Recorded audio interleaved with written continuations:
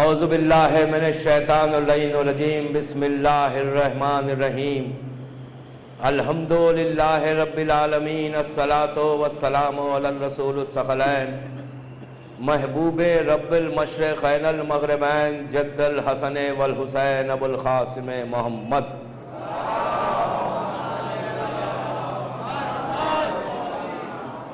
وعلی اہل بیتہ طیبین الطاہرین المعصومین المظلومین بسم اللہ الرحمن الرحیم الی متی حاروا فیک یا مولا صلوات پڑھے محمد وعلی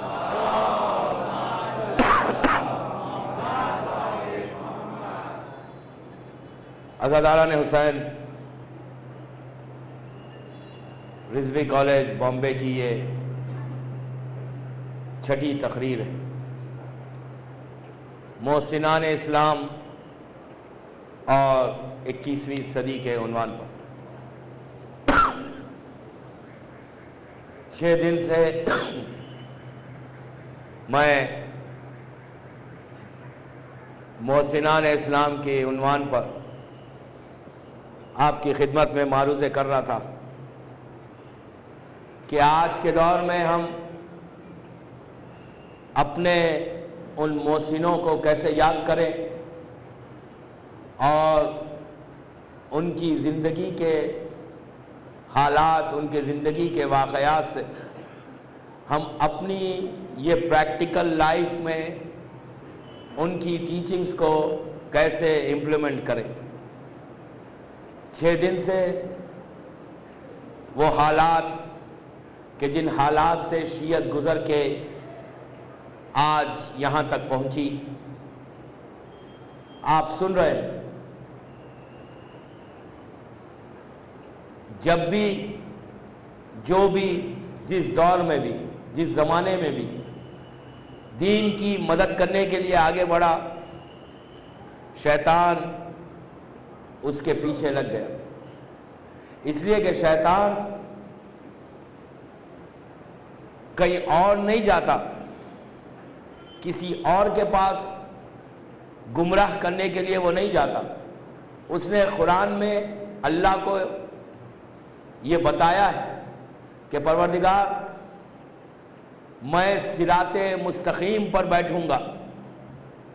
اللہ کے سامنے اس نے چیلنج کیا اور یہ کہا کہ میں صراط مستقیم پر بیٹھ کر تیرے بندوں کو میں گمراہ کروں گا۔ اور آج اس دن سے لے کے آج تک، آج سے لے کے وقت معلوم تک وہ مسلسل صراط مستقیم ہی پر بیٹھا ہے، اور جو لوگ صراط مستقیم پہ چلتے ہیں ان کو گمراہ کرنے کے لیے وہ تیار ہے۔ اسی لیے سورہ حمد میں اللہ نے مسلمانوں کو کم از کم 10 مرتبہ روزانہ صراط مستقیم یاد دلایا۔ ہم نماز میں روزانہ صراط مستقیم کو یاد کرتے ہیں، اس لیے یاد کرتے ہیں کہ شیطان نے چیلنج کیا ہے کہ میں صراط مستقیم پر بیٹھ کر لوگوں کو گمراہ کروں گا، اور وہ گمراہ کر رہا ہے، کرتا رہے گا اس وقت تک جب تک وہ زندہ ہے۔ ہمارے لیے اسی لیے حکم ہے کہ اپنے آپ کو پروٹیکٹ کرو شیطانی طاقت سے۔ اگر تم پروٹیکٹ نہیں کر سکتے تو پھر تم شیطان ہی کا ساتھ دو گے۔ اور حکم اسی لیے یہ شدید ہے کہ ہر مومن اور ہر مومنہ اپنے آپ کو پروٹیکٹ کرے شیطان کے حربوں سے، شیطان کے وار سے۔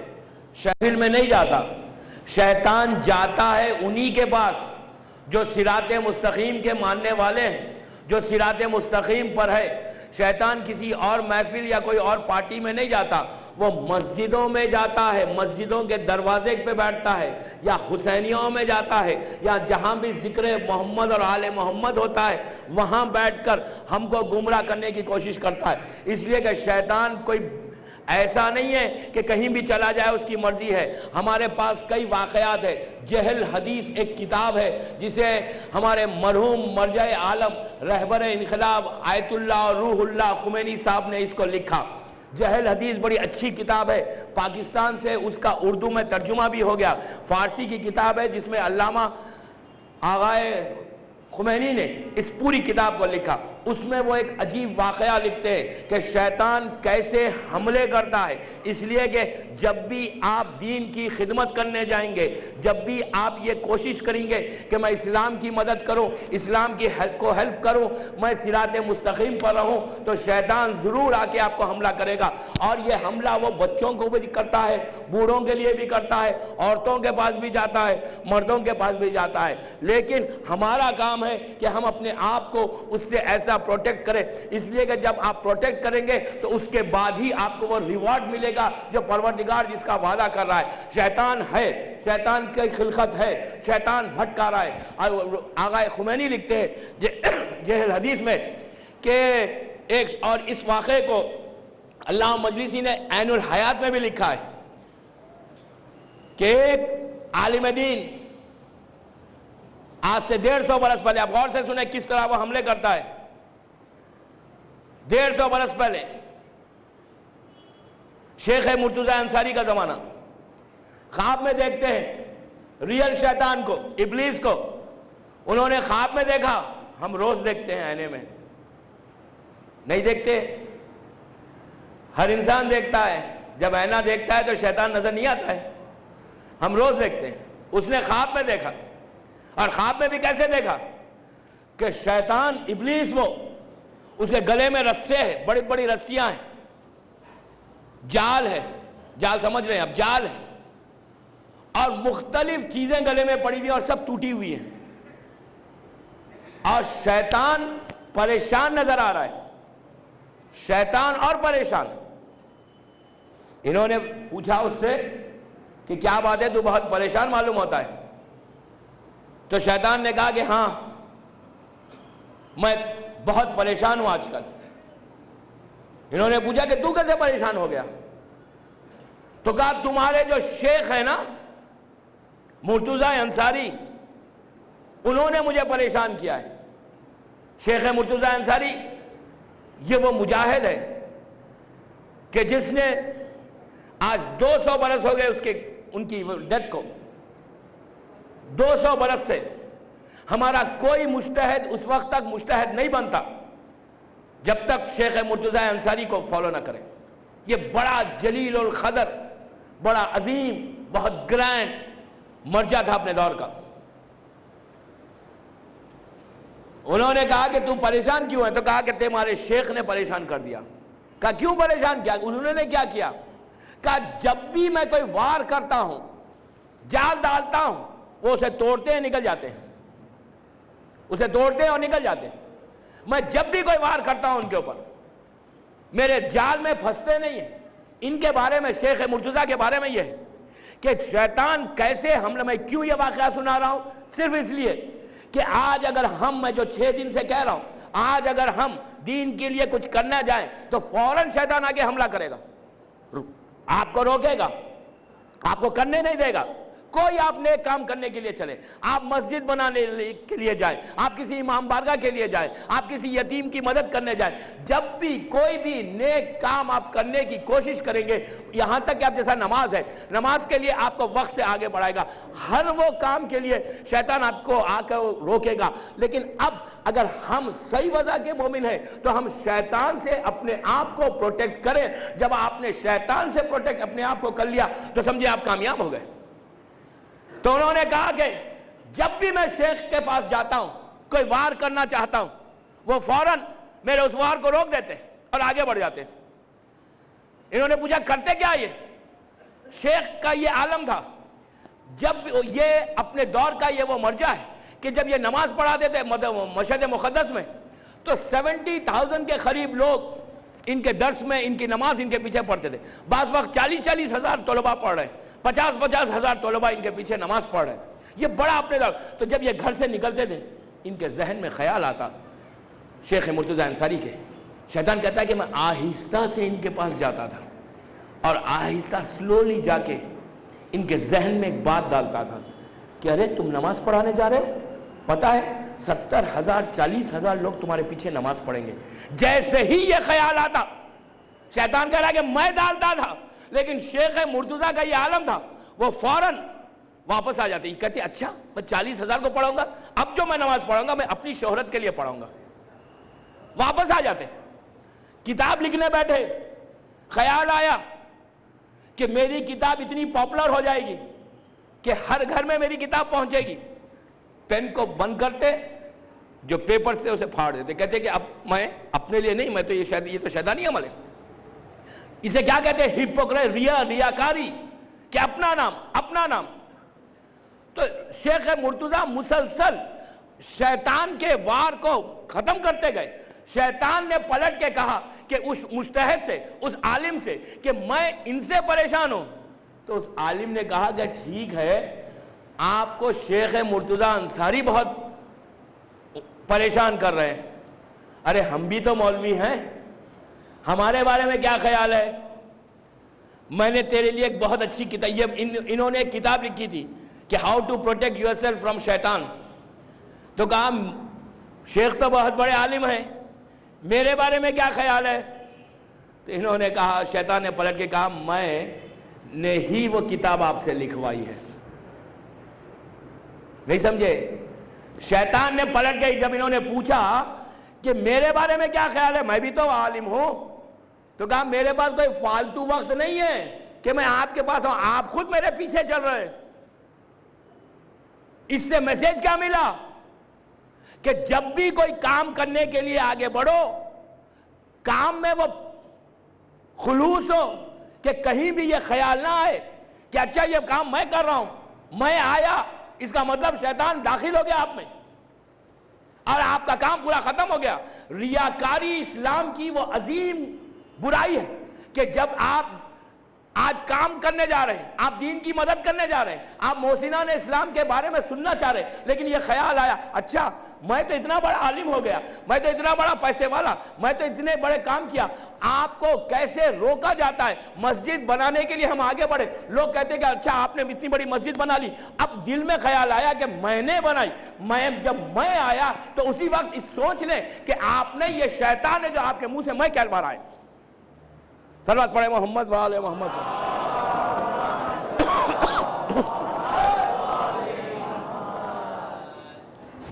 ایک اور پڑھنے میں آواز بلند۔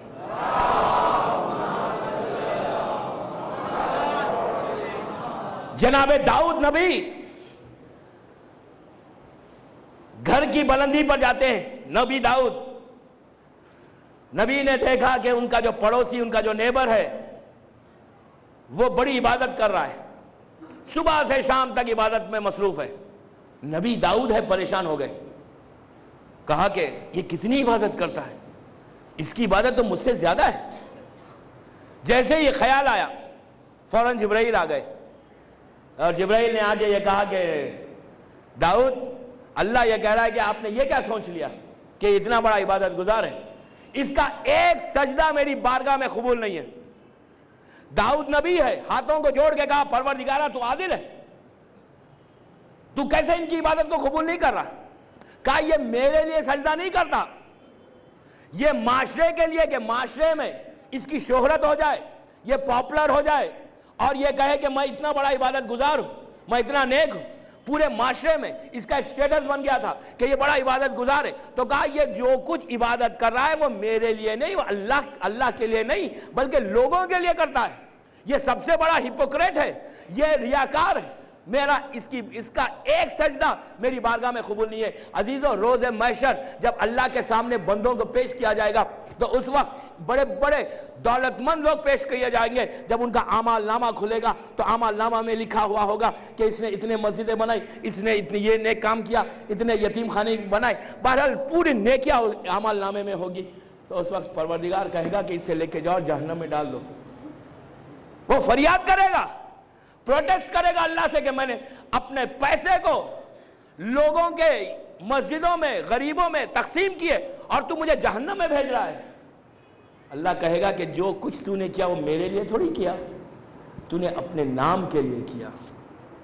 تو نے اپنے نام کے لیے کیا، تو نے سکولز بنوائے، یتیموں کا خیال کیا، میرے گھر بنوائے، لیکن تجھے پتا نہیں کہ تیری نیت کیا تھی اس وقت؟ کہ معاشرے میں، سوسائٹی میں لوگ میری تعریف کرے، جا جو کچھ اجر لینا ہے انہی سے لے لے، میرے پاس کچھ ملنے والا نہیں ہے۔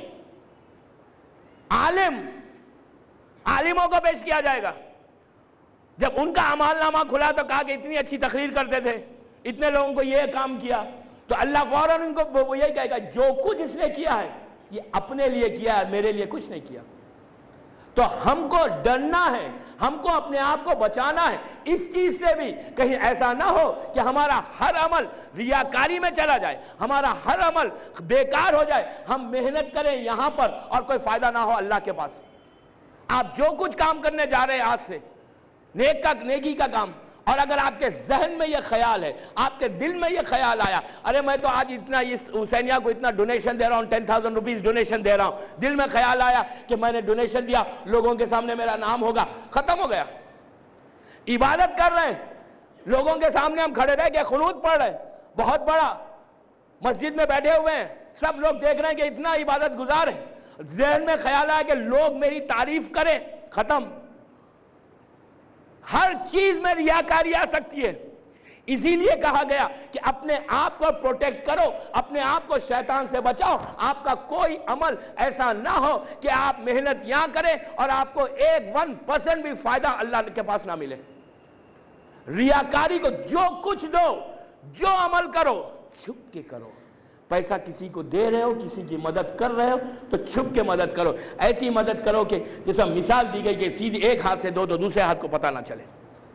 جب یہ ہوگا تو اس کے بعد پھر آپ کے سامنے وہ ہوگا۔ کیوں میں یہ کہہ رہا ہوں؟ اس لیے کہ مجھے پتا ہے کہ اتنے 6 دن سے میری تقریروں کے بعد اثر ہوا، لوگوں کے فونز آئے کہ ہم نے یہ کیا، ہم نے یہ عمل کیا، ہم نے یہ دعا پڑھی، ہم نے ان کو اتنا ہیلپ کیا۔ ٹھیک ہے آپ نے ہیلپ کیا، لیکن لوگوں کو مت بتاؤ، کسی کے سامنے ذہن میں یہ مت لاؤ کہ آپ کی تعریف ہو، سوسائٹی میں لوگ کہیں کہ کتنا جنرس آدمی ہے، اتنا دیتا ہے اللہ کے نام پہ۔ جیسے ہی سوسائٹی میں مشہور ہو گیا اور آپ کے دل میں خیال آیا، پورا آپ کی نیکی ختم ہو گئی۔ صلوات پڑھ لیں محمد والے۔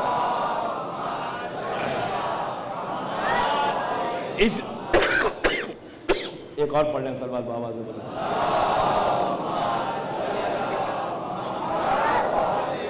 اپنے آپ کو بچانا لازم ہے، اگر ہم نہیں بچاتے تو ہمارے پورے اعمال ختم ہو جائیں گے۔ اس لیے میں یہ کہہ رہا ہوں کہ آپ کو پتا ہے کہ جتنے نیک لوگ تھے، جتنے وہ محسنان تھے، جنہوں نے اپنے دور میں دین کی مدد کی، انہوں نے کبھی بھی کہیں بھی اپنی چیز نفس نہیں شامل کیا۔ عزیزو، ہم اس امام کے ماننے والے ہیں، اس علی کے ماننے والے ہیں۔ علی سے بڑھ کر پائس کون تھا؟ اس وقت علی سے بڑھ کر پائس کون تھا؟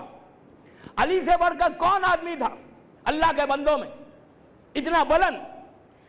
علی کی احتیاط دیکھیں، میں یہ نہیں، پوری میری تمہید کا یہ آنسر ہے کہ ہم دیکھیں ہم کہاں شیطان آ کے شامل ہو سکتا۔ کہیں علی کے بعد شیطان آ سکتا؟ امپاسبل ہے۔ علی سے بڑا پائس کون تھا؟ جنگ خندق یاد کریے، میں جنگ نہیں پڑھ رہا ہوں۔ علی عمر ابن عبدود کے سینے پہ آ گئے، جب سینے پہ آئے تو عمر ابن عبدود نے گستاخی کی، علی سینے سے اتر کے آ گئے، اتنا خطرناک دشمن، لیکن علی سینے سے اتر کے آ گئے۔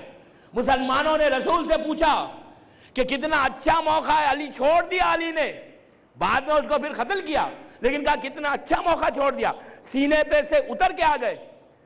رسول نے کہا کہ علی سے پوچھو کیوں آئے، رسول تو جانتا ہے کیوں آئے۔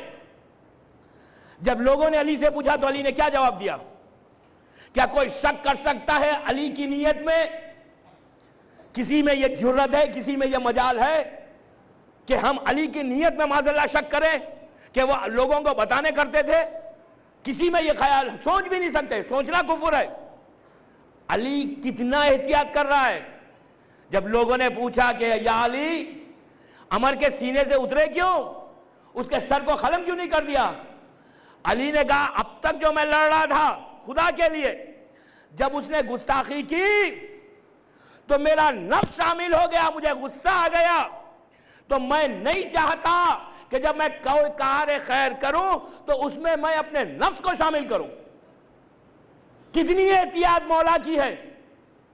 مولا بتا رہے ہیں مولا کے لیے نہیں ہے یہ, آپ اور ہمارے لیے ہے یہ, کہ اپنے ہر عمل میں پیورٹی لاؤ, پیوریفائی کرو, کہیں بھی کوئی ملاوٹ نہ ہو.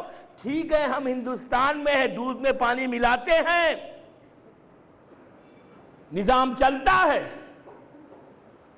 ہم ملا لیں دودھ میں پانی, یہاں پہ چلے گا اس دنیا میں, اللہ کے پاس نہیں چلے گا.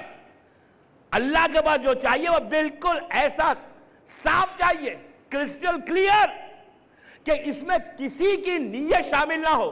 جس دن شامل ہوگی آپ کے اعمال ختم ہو گئے, تو آپ کو فائدہ, ہم کو کچھ نہیں ملے گا. ہم یہاں محنت کر رہے ہیں اور اللہ کے پاس گئے تو پتہ چلا کچھ نہیں ہے. تو اس سے بہتر یہ ہے کہ ریاکاری یہ وہ بیماری ہے کہ جس سے اپنے آپ کو بچا کر اپنے اعمال کو اتنے صاف رکھو کہ جو عمل ہو وہ سوائے خدا کے کسی کے لیے نہ ہو. اس کے بعد پھر فائدہ دیکھیں. اس لیے کہ ایگو اگر آتا ہے ختم ہو جاتا. ہارون رشید کا پرائم منسٹر,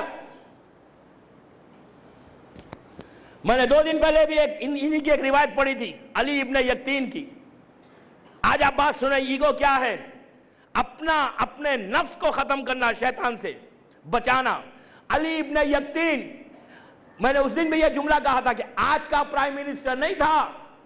اتنی بڑی سلطنت, اتنی بڑی حکومت, مملکت اسلامیہ کا پورا خلفائے عباسی کا وہ گولڈن ایرا ہے. ہارون رشید کا پرائم منسٹر ایک دن گھر میں بیٹھا ہوا ہے. پلیز غور سے سنیں, میری مجلس کا آج کا میسیج ہے یہ. گھر میں بیٹھے ہوئے پرائم منسٹر, ایک غریب چاہنے والا, پلیز کنسنٹریٹ کریں, ایک غریب چاہنے والا امام کا, اس نے ڈور کو ناک کیا اور ناک کر کے یہ کہا کہ میں علی ابن یقطین سے ملنا چاہتا ہوں, بغداد میں. اندر سے آواز آئی کہ علی ابن یقطین وزیر اعظم بزی ہے, مصروف ہے, آج وہ دیکھ نہیں سکتے, ملاقات نہیں کر سکتے. دوسرے دن آتا ہے اپنی حاجت کو لے کے, علی ابن یقطین مصروف تھے, نہیں ملے. ان کی نیت خراب نہیں تھی, یہ بڑا پائس امام کا چاہنے والا تھا اور تقیہ میں تھا. 3 دن نہیں ملے, بات ختم ہو گئی. حج کا سیزن آیا, علی ابن یقطین حج پہ گئے. حج سے مدینے کی زیارت کو گئے امام کے پاس, 7ویں امام کے پاس, امام موسی کاظم علیہ السلام کے پاس.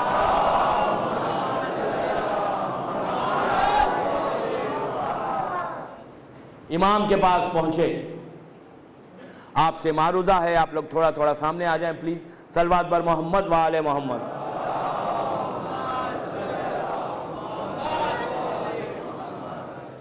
ایک اور پڑھ لیں بآواز بلند.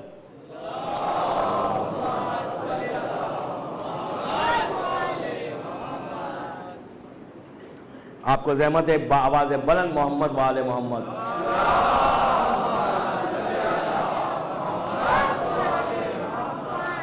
علی ابن یقطین مدینہ جاتے ہیں.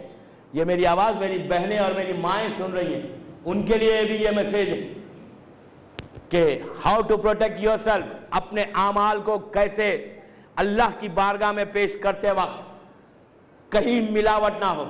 اور اپنے ایگو کو ختم کرنے کے لیے, جب تک ایگو ہمارا ختم نہیں ہوگا اس وقت تک ہم دین کی مدد نہیں کر سکتے. وزیر اعظم مدینہ جاتا ہے, حج کے بعد امام سے ملاقات کرتا ہے. جب امام سے ملاقات, گھر پہنچا امام کے, 7ویں امام کے, نوک کیا, غلام باہر آیا, کہا کہ میں امام سے ملنا چاہتا ہوں. امام نے ملنے سے انکار کر دیا. دوسرے دن آیا, امام نے ملنے سے انکار کر دیا. تیسرے دن آیا, امام نے ملنے سے انکار کر دیا. یہ رونے لگا, کہا مولا میرے سے خطا کیا ہوئی, مجھ سے غلطی کیا ہوئی, میں معافی کے لیے تیار ہوں, آپ مجھ سے کیوں نہیں مل رہے. تو امام نے پیغام بھیجایا کہ ایک ہمارا غریب چاہنے والا تیرے در پہ آیا تھا, تو نے ملنے سے انکار کر دیا اس لیے کہ تو وہاں کا بہت بڑا صاحب اقتدار ہے، وزیر اعظم ہے، تجھے خیال نہیں کہ غریب ہمارا چاہنے والا تیری بارگاہ میں، تیرے گھر پہ، تیرے دروازے پہ حاجت کو لے کے آیا تھا، اس نے اپنے ہاتھ کو، اپنی عزت کو اپنے اس ہاتھ پہ رکھ کے تیرے در پہ آگے مانگ رہا تھا اور تو نے ملنے سے انکار کر دیا۔ اس نے کہا مولا میری نیت ایسی نہیں تھی، مجھے پتا نہیں تھا، میں معافی چاہتا ہوں، میں اس سے ملنا چاہتا ہوں، میں اس سے معافی مانگ لوں گا۔ امام نے کہا کہ جا اسی وقت اس سے معافی مانگ۔ اس نے کہا مولا میں مدینے میں ہوں، میں اس کی نیت صاف تھی، علی ابن یقین کی نیت خراب نہیں تھی، مصروف تھا، کچھ اور ریزن تھا، اس کو پتا نہیں تھا کہ یہ چاہنے والا کس لیے آیا ہے۔ تو یہ کہتا ہے کہ مولا میں مدینے میں ہوں، یہ بڑا مشہور واقعہ، میں اس کا خلاصہ پیش کر رہا ہوں، میں مدینے میں ہوں اور وہ بغداد میں۔ تو امام نے کہا اچھا جا جنت البقیع میں، وہاں تجھے سواری ملے گی، وہاں سے بیٹھ کے جانا اور جا کے واپس آ جاؤ۔ باعجاز امام نے بھیجا۔ میں واقعے کو شارٹ کرتا ہوں صرف میسیج دینے کے لیے کہ اصل رزلٹ کیا ہے، کہ ہم اپنے آپ کو کیسے اس وضع کے بنائے کہ دین کی خدمت کر سکیں، ہم اپنے کام کو اپنے صلوات پڑھ لیں محمد و آل محمد۔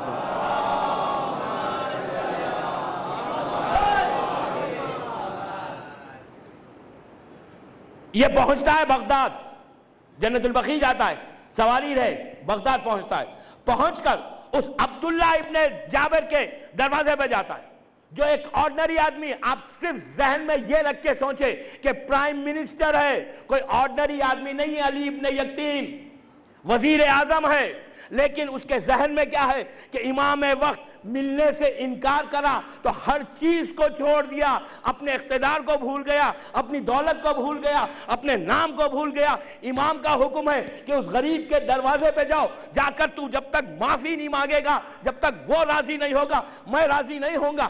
آپ دیکھیں کہ اتنے بڑے سٹیٹس کے بعد اس کے ذہن میں کیا ہے، میں ہر چیز قربان کروں گا، امام کی رضا کو قربان نہیں کروں گا، ہر چیز قربان ہو جائے۔ آج کے دور میں ہمارے لیے کتنا ہے میسیج کہ آج امام وقت ہم کو نہیں پکارتا، ہم دین کے کام کرنے کے لیے کبھی سوچتے کہ یہ کام ہو جائے گا تو امام ناراض ہو جائے گا؟ کتنے ایسے غریب ہمارے دروازے پہ آ کے چلے جاتے، ہم کو احساس نہیں ہوتا۔ کتنے ایسی اولاد فاطمہ ہمارے دروازے پہ آ کے چلے جاتے، ہم نے کبھی یہ سوچا نہیں کہ آج ہم اس کو واپس کر رہے ہیں۔ آپ کو پتا ہے کہ روز محشر اللہ اپنے ان بندوں سے یہ پوچھے گا قیامت کے دن۔ اب قیامت پہ کس کو بلیو ہے، قیامت سے کون ڈرتا ہے، وہ ایک الگ بحث ہے۔ قیامت کو بھی اللہ نے 10 مرتبہ یاد دلا ہے، مالک یوم الدین، مالک یوم الدین، مالک یوم الدین، کہ روز جزا کا مالک اللہ ہے۔ آپ کو پتا ہے وہ کتنے سال کا دن ہے؟ ایک دن، ڈے آف ججمنٹ، کتنے سال کا؟ میں نہیں، قرآن کہہ رہا ہے، قرآن 50,000 ایئرز کا، 50,000 سال کا وہ ڈے آف ججمنٹ ہے۔ قرآن میں اللہ کہہ رہا ہے، میں نہیں کہہ رہا ہوں، عابد بالگرامی نہیں، ڈے آف ججمنٹ 50,000 سال کا ایک دن ہے۔ میں کبھی موقع ملا تو قیامت پہ پڑھوں گا، آپ کو بتاؤں گا کہ قیامت کیا چیز ہے، اس سے کیسا ڈرنا ہے، کیسا ڈرنا ہے۔ قیامت کا دن ہے، اس دن اللہ ان بندوں سے کہے گا کہ میرے بندوں، میں تمہارے دروازے پہ بھیک مانگ رہا تھا اور تم نے میرے ہاتھ کو نہیں دیکھا۔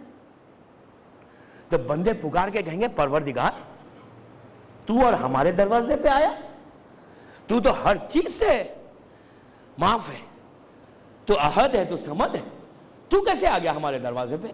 اللہ کہے گا نہیں، وہ جو غریب تھا نا، وہ اس کا ہاتھ نہیں تھا، وہ میرا ہاتھ تھا، میرا ہاتھ تھا، میں مانگ رہا تھا اور تم میرے ہاتھ کو چھوڑ رہے تھے۔ یہ اللہ پکارے گا قیامت کے دن ان بندوں کے ساتھ۔ میں تو یہ ہمیشہ کہتا ہوں کہ شکر کریں کہ موقع ملا، کسی نے آپ کو اس قابل سمجھا کہ آپ کے سامنے ہاتھ پھیلا دیا۔ شکر کرو اللہ کا کہ اللہ نے تمہیں وہ پوزیشن دیا، اللہ نے تمہیں وہ مقام دیا کہ تم کو اس کے ویسا نہیں بنایا، تم کو کسی کے سامنے ہاتھ پھیلانے کے ویسا نہیں بنایا، تم اس قابل بن گئے, تمہاری بھوک 2 روٹی کی ہے. اگر ملینز آف ڈالر تمہارے اکاؤنٹ میں ہے اور کوئی یتیم آ کے ہاتھ پھیلا رہا ہے تو یہ مت سمجھو کہ you are doing favour to ہم, he is doing favour to you. وہ مانگ کے تمہارے پیسے کو, تمہاری کردار کو, تمہاری زندگی کو فیور کر رہا ہے. ہاتھ پھیلا کے تو پروردگار پکار کے کہے گا قیامت کے دن کہ میں آ کے مانگ رہا تھا اور تم بھول گئے.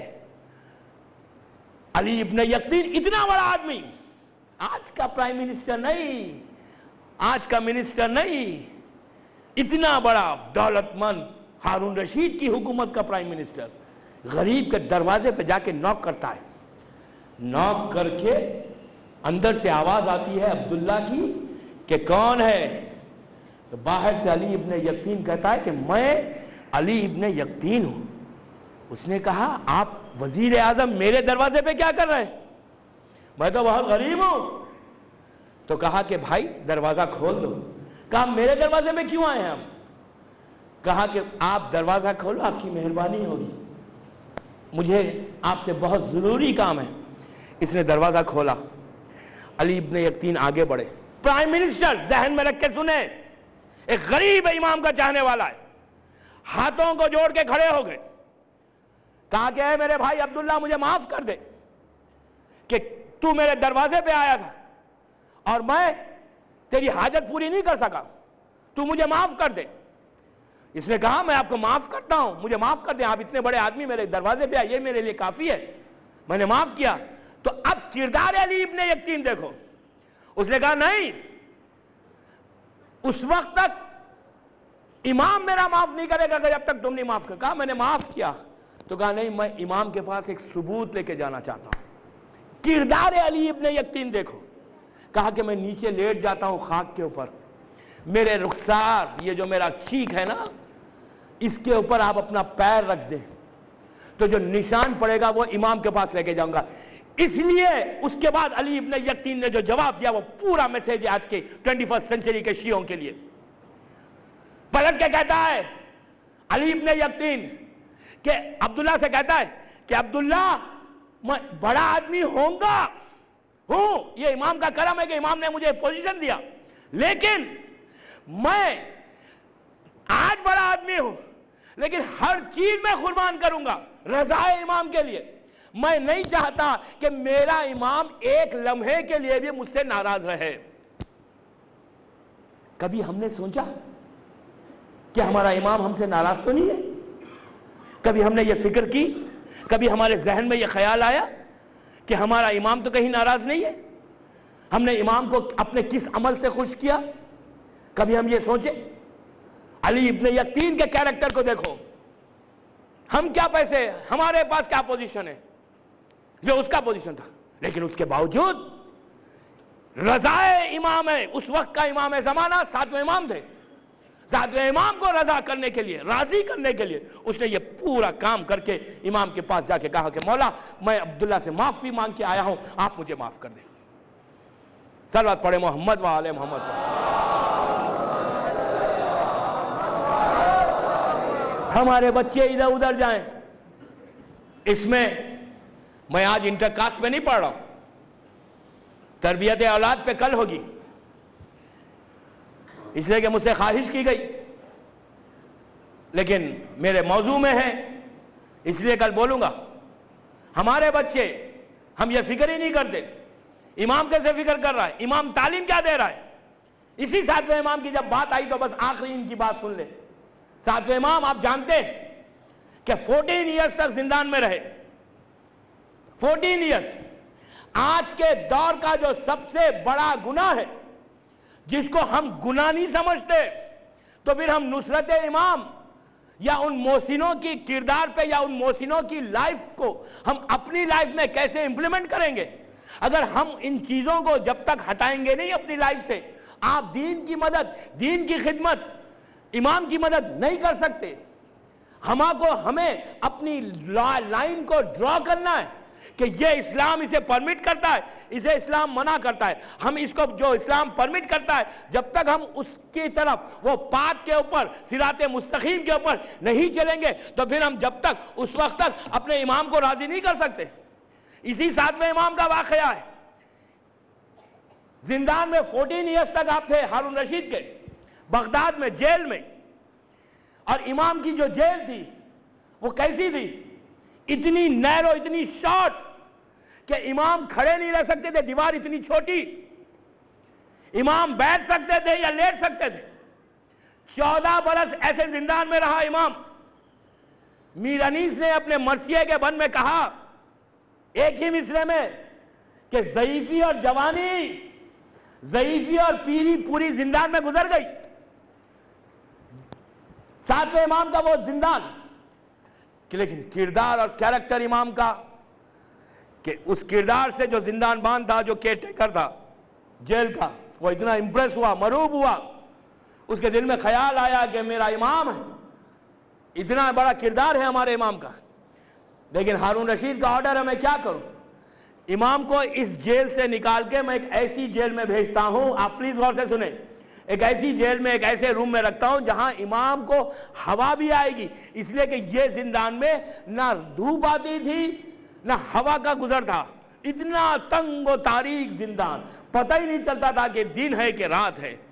ایسے زندان میں ہارون نے امام کو رکھا تھا، بیسمنٹ کے اندر. اور کھانے میں کیا دیتا تھا؟ صرف 2 روٹی اور 1 پانی کا جام. 14 برس امام موسیٰ کاظم اس زندان میں گزارے.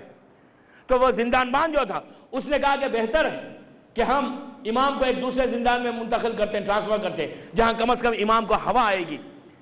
اس نے امام کو اس زندان میں ٹرانسفر کیا. جیسے ہی ٹرانسفر کیا، ایک دن امام رہے، دوسرے دن اس شخص کو جو زندان بان، جو کیئر ٹیکر تھا، اس کو بلوایا. پلیز آپ غور سے سنیں. بلوا کے کہا کہ بھائی مجھے اسی زندان میں بھیج دے. اس نے کہا مولا وہ زندان تو اتنا چھوٹا سا، اتنا ہے، وہاں پہ ہوا کا بھی گزر نہیں ہے. کم از کم آپ یہاں چل سکتے ہیں، اس روم میں ہوا بھی ہے، یہاں پر کم از کم آپ کو یہاں کچھ آرام ملے گا، وہاں پہ تو آپ کو آرام ہی نہیں ہے.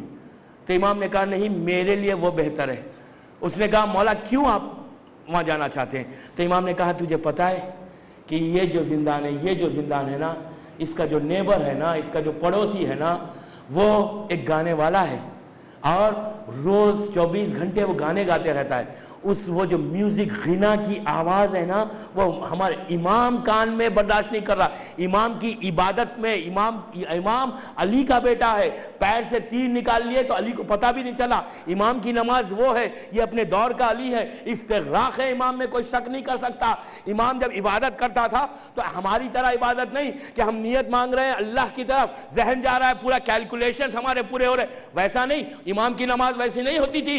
امام علی کا بیٹا ہے، اس لیے کہ تیر تلوار زمین سے پیر سے کھینچ لیا، علی کو پتہ نہیں چلا. ایسی نماز جیسے علی پڑھتا تھا، 7ویں امام بھی ویسی نماز پڑھتے تھے. لیکن اس کے باوجود امام نے اپنے چاہنے والوں کو ایک کیا میسج دیا کہ دیکھو میرے کانوں میں آواز آ رہی، میں یہ تنگ و تاریک زندان کو پسند کر رہا ہوں، اس زندان میں نہیں رہنا چاہتا، اس لیے کہ 24 گھنٹے میرے کانوں میں وہ آواز آ رہی ہے which I don't want to listen. عزیزان گرامی، امام ہم کو کیا میسج دے رہا ہے؟ آج ہمارے گھروں سے کیا یہ آوازیں نہیں نکلتی؟ بات کڑوی ہے، سب سر جھکائیں گے. صلوات پڑھے محمد وآل محمد پر.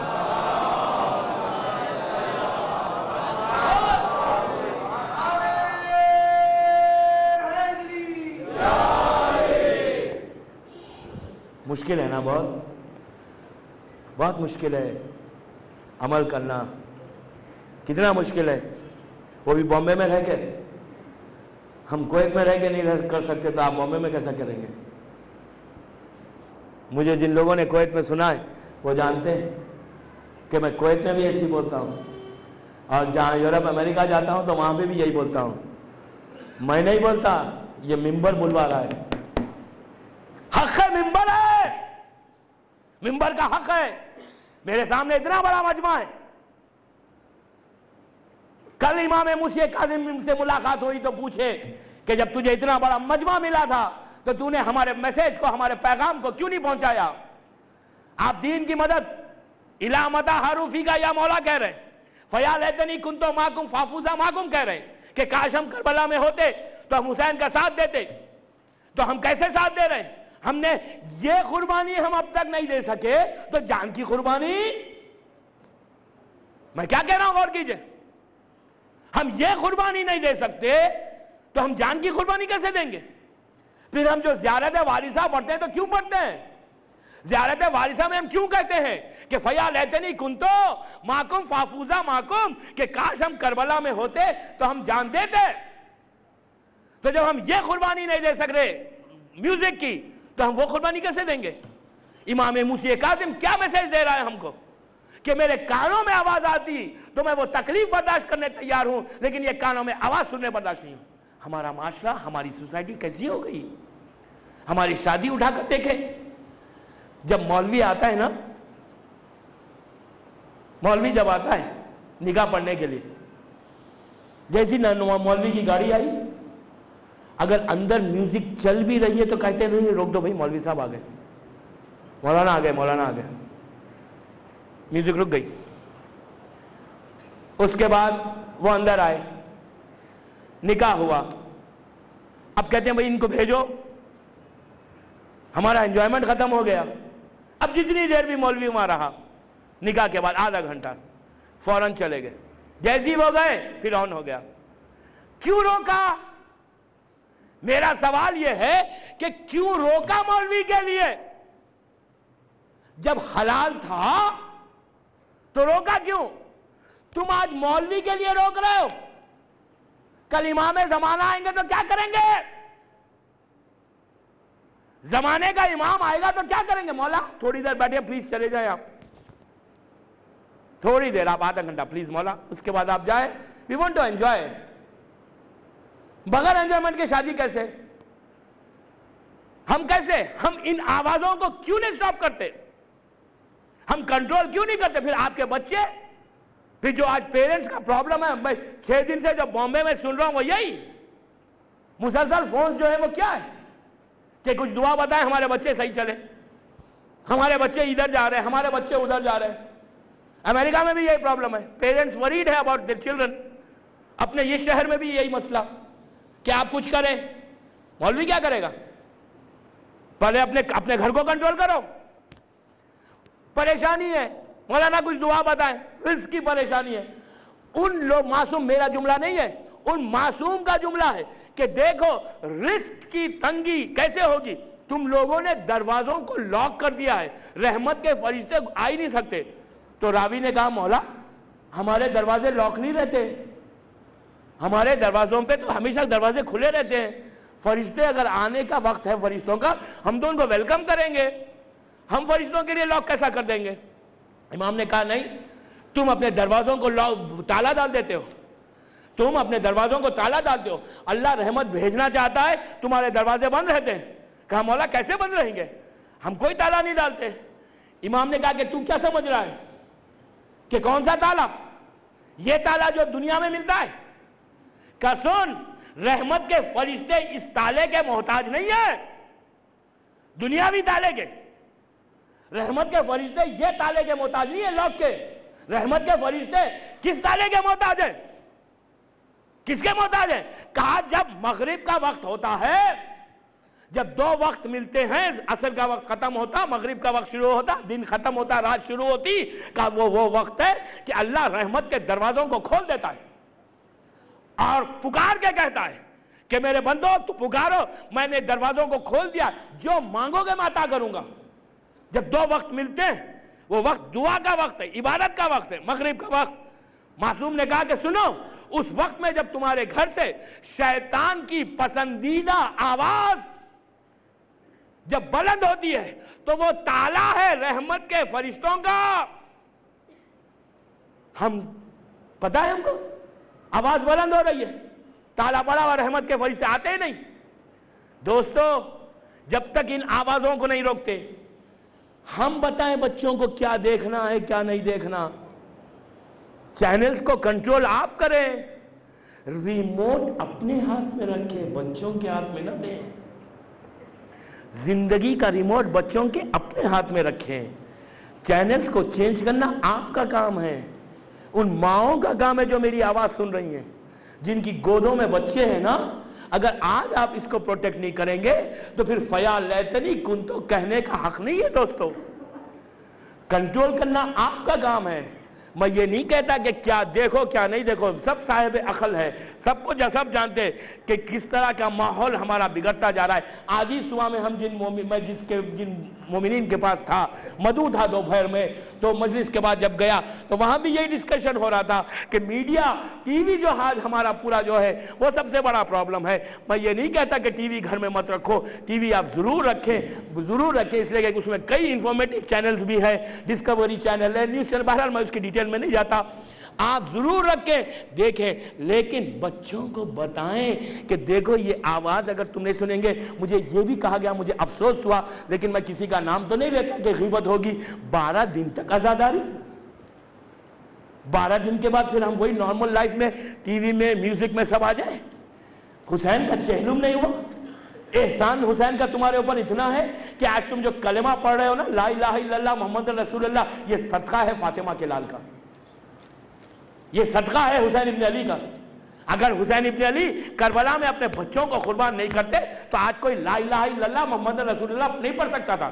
میں ہندوستان کا محرم آج 20 سال کے بعد کر رہا ہوں، لاسٹ ایئر میں نے یہاں کیا، اور یہ سال 2 سال سے محرم کر رہا ہوں، 18 سال کے بعد میں یہاں کا محرم کر رہا ہوں ہندوستان کا، اس لیے کہ ہمیشہ تو باہر ہی رہتا تھا۔ تو مجھے یہاں ایک عجیب بات نظر آئی جس کو دیکھ کر دل ٹوٹ گیا، جس کو دیکھنے کے بعد یہ احساس ہوا کہ حسین کی حکومت انسانوں کے سینوں میں ہے، انسانوں کے دلوں پہ حسین حکومت کر رہا ہے۔ 1400 برس ہو گئے، ظاہری طور پہ تو حسین شہید ہو گیا تھا، لیکن آج آپ دیکھیں 1400 ایئر سے حسین کیسی حکومت کر رہا ہے۔ جب میں وہاں زینبیہ کی مجلس پڑھ کے آتا ہوں تو راستے میں کچھ ایسی ہندو بستیاں ملتی ہیں، کئی ہندو بستیاں ملتی ہیں، لیکن میں نے اپنی آنکھوں سے دیکھا چھوٹی چھوٹی سبیلیں، اس پہ یا حسین لکھا ہوا ہے۔ ان سے پوچھو کہ تم یہ پانی کیوں بے آج پلا رہے ہو، تو وہ یہی کہیں گے کہ حسین کے چھوٹے چھوٹے بچے تھے جو پیاسے شہید ہو گئے۔ حسین کی حکومت کہاں کہاں پر ہے، کتنی بڑی حکومت ہے حسین کی کہ ہر مذہب و ملت کا، اس لیے شاعر نے پکار کے کہا انسان کو بیدار تو ہو لینے دو، ہر قوم پکارے گی ہمارے حسین۔ تو حسین کے چاہنے والوں، حسین کے ماننے والوں، حسین کے ماتمداروں، حسین کے نام پہ اپنی جان کو قربان کرنے والوں، فیا لیتنی کنتُ معکم کہنے والوں، ذرا یہ تو سوچو کہ حسین چاہتا کیا ہے آپ سے؟ حسین آپ سے چاہتا کیا؟ حسین ڈیمانڈ کیا کر رہا ہے؟ حسین کا ڈیمانڈ کیا ہے آپ سے؟ حسین کا ڈیمانڈ یہ ہے کہ ہم 12 days کے بعد again we have to go to our normal life۔ میں یہ نہیں کہتا کہ بزنس چھوڑ دو، جاب چھوڑ دو اور بالکل یا حسین کہتے رہو۔ حسین یہ بھی ڈیمانڈ نہیں کر رہا، حسین کہتا ہے تم جاب کرو، بچے اسکول جائیں، نارمل لائف رہے، کم از کم اتنا تو احترام کرو کہ کم از کم 40 دن دیکھنا ہی ہے جو حرام ہے۔ پہلے تو نیت کرو کہ میں نہ دیکھوں، اگر اتنا ہی مجبور ہے دیکھنا ہی ہے تو کم از کم 40 days 2 مہینے 8 دن کا تو احترام کر لو۔ کہ حسین کا چہلم نہیں ہوا اور ہمارے گھر میں میوزک لگ جائے؟ کہا نہیں بھائی، ہم تو اتنے آرتھوڈکس تھوڑی ہیں، ہم فینیٹک شیعہ نہیں، آپ فینیٹک ہیں، ہم فینیٹک نہیں ہے، ہم فینیٹک نہیں، ہم احسان فراموش ہیں۔ ہل جزاء الاحسان الا الاحسان، حسین کا احسان ہماری گردنوں پہ نہیں ہے، حسین ہمارے اوپر، حسین نے احسان نہیں کیا۔ سورہ رحمان میں اللہ کیا کہہ رہا ہے؟ ہل جزاء الاحسان الا الاحسان، احسان کا بدلہ احسان ہے۔ جو حسین، میں نے آپ 6 دن سے سن رہے کہ کتنے مومنین نے، کتنی اولاد فاطمہ نے جانوں کو دے کر آج شریعت ہم تک یہاں پہنچائی، حسین کے پیغام کو پہنچایا۔ رضوی کالج میں بیٹھ کر عزاداری حسین کرنے والوں، اللہ تمہیں سلامت رکھے، اللہ مجلس کرنے والے رضوی صاحب کو سلامت رکھے، لیکن اس کا یہ مطلب نہیں ہے کہ ہم سب بھول جائیں۔ عزاداری حسین کی بقا، عزاداری حسین کا پروٹیکشن، حسین کی تعلیمات کے، حسین کے ٹیچنگز کا پروٹیکشن کا ذمہ دار آپ ہیں۔ آج کے دور کا شیعہ ہے، 21st سینچری کا شیعہ، وہ ذمہ دار ہے، ریسپانسبل ہے حسین کی عزاداری کا۔ تو جب اللہ نے آپ کو اتنا بڑا آنر دیا، اللہ نے آپ کو اتنا بڑا اعزاز دیا، حسین ابن علی نے آپ کو چنا، آپ کو اس مقام تک پہنچایا کہ عزاداری آپ کے حوالے کر دیا، تو اب آپ اس آنر کو آپ انصاف سے بتائیے، دنیا کا اگر آپ کو کوئی پوزیشن ملتا، دنیا کی حکومت آپ کو کوئی پوزیشن دیتی تو آپ کا کیا عالم ہوتا کہ آپ اس پوزیشن کو اتنی احتیاط سے لے کے چلتے کہ کہیں حکومت حکومت یہ پوزیشن ہم سے نہ لے لے، اس لیے کہ اتنا بڑا آنر ہمیں ملا ہے، اتنا بڑا اعزاز ملا ہے ہم کو کہ ہم ان کے ریپرزنٹیو ہیں. تو یہی سمجھو حسین نے آپ کو یہ آنر دیا، حسین نے آپ کو ریسپانسبل بنایا. اب آپ ریسپانسبل ہیں عزاداری حسین کے. اگر آپ عزاداری حسین کو صحیح وجہ سے لے کے جاتے ہیں تو فاطمہ آپ کے حق میں دعا دے گی، اور اگر نہیں لے کے جاتے ہیں تو آپ کی پوری زندگی ختم ہو جائے گی. صلوات پڑھ لے محمد وعلی محمد.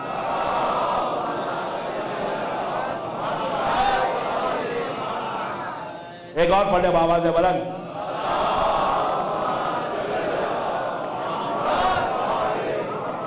میں کیا کروں، میں پہلے دن سے یہی کہہ رہا ہوں کہ بامبے کا وقت بہت تیز ہے، اس لیے کہ یہاں کی لائٹ بڑی تیز ہے نا، گھڑی بھی تیز چلتی ہے. ہمارے کویت کی گھڑی سلو چلتی ہے. دیکھیں ابھی 50 منٹ ہو گئے. میں اب کیا کروں، میں سم اپ کر رہا ہوں بس. آپ گھبرائیں نہیں، مجھے احساس ہے کہ ورکنگ ڈے اور پھر آج مہندی کی سواری بھی اٹھے گی، اس لیے کہ آخری راتیں ہیں. اب زندہ رہے تو آئندہ سال پھر حسین کا ماتم ہوگا، حسین کا غم ہوگا. بات یہ ہے کہ ہم محافظ، ہم کو حسین نے چنا ہے تو ہم عزاداری حسین کی حفاظت کریں. میرا معروضہ مومنین اور مومنات سے یہی کہ کم از کم روک لیں. کل انٹرنیٹ اور دوسری جو چیزیں اس پہ بات ہوگی اور تربیت اولاد پہ، کہ ہم اپنے امام کی مدد کیسے کریں. اور آخری بات کہ آج اگر ہم دین کی حفاظت نہیں کرتے تو ایسا پرابلم ہو جائے گا کہ ہمارا ایمان ہم سے رخصت ہو جائے گا. یہی حالت اس دور کے شیعوں کی تھی. آپ کو پتا ہے کہ آپ شکر ادا کریں کہ آج کا شیعہ کتنا بہتر ہے. آپ ویسا شیعہ نہ بنے جو دوسرے امام حسن کے دور میں اور امام علی کے دور میں تھے.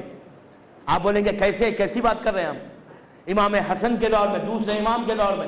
اس لیے کہ آج شہزادے قاسم کا ذکر ہے یہاں پہ، تو میں امام حسن کے ایک واقعہ بتاتا ہوں کہ اس دور کے شیعہ جو تھے، آج 1426 ہجری 1426 ہجری کا شیعہ، ان کی سیرت پہ عمل نہیں کرے، ان شیعوں کی کہ جو امام حسن کا ساتھ دے رہے تھے.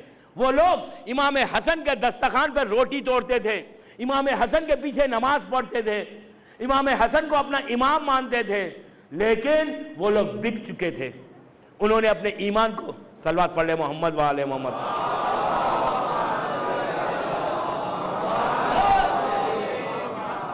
ایک اور پڑھ لیں بآواز بلند.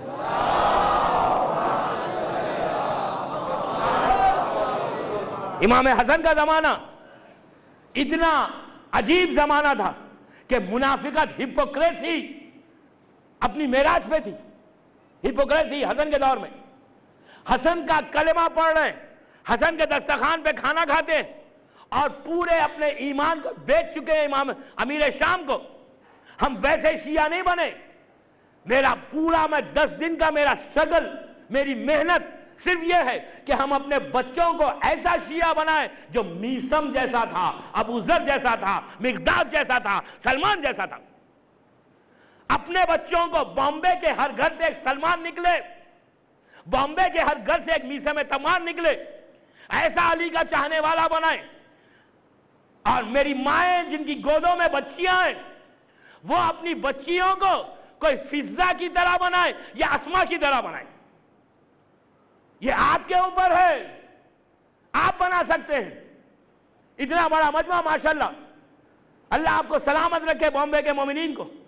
لیکن اگر ہم سیرت امام پر عمل نہیں کرتے تو پھر فائدہ کیا ہے؟ امام حسن کے زمانے کے شیعہ کیسے تھے؟ پورے اپنے ایمان کو بیچ چکے تھے. امیر شام اپنے خزانوں کے منہ کھول دیا تھا. مدینے میں فلاں شیعہ ہے، اس کا ریٹ کیا ہے؟ 5000 دینار، اس کا ریٹ 10,000 دینار، اس کا ریٹ 20,000 دینار. خزانوں کے منہ کھول کے شیعوں کے ایمان کو خرید لیا. اپنے ایمان کو پیسے کے ذریعے انہوں نے بیچ دیا. جب صلح نامہ امیر شام نے امام حسن کے، میں جو بول رہا ہوں ایک ایک ورڈ کا میں ذمہ دار ہوں. میں یوں ہی نہیں بول رہا ہوں، میں ذمہ دار ہوں، ریسپانسبل ہوں اپنے ورڈز کا. امیر شام نے ایک لیٹر بھیجا، سرونامہ کا پیپر دستخط کر کے بھیج دیا، پہلے سے سائن کر کے، کہ آپ اپنے کنڈیشنز لکھیں اور سائن کریں، ہم صلح کرتے ہیں آپ کے ساتھ، ایگریمنٹ کرتے ہیں. اس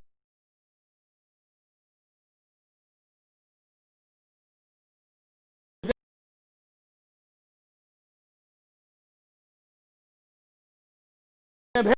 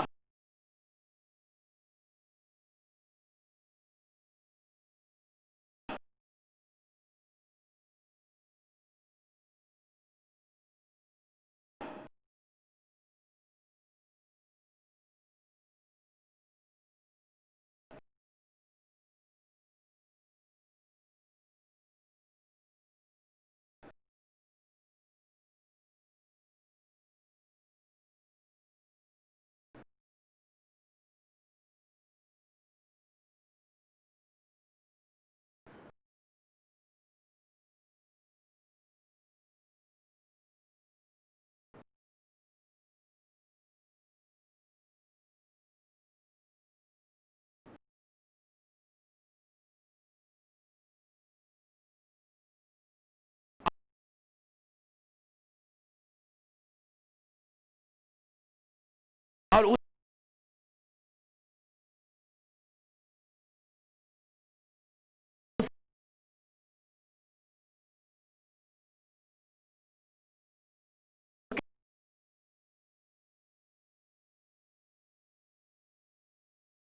کے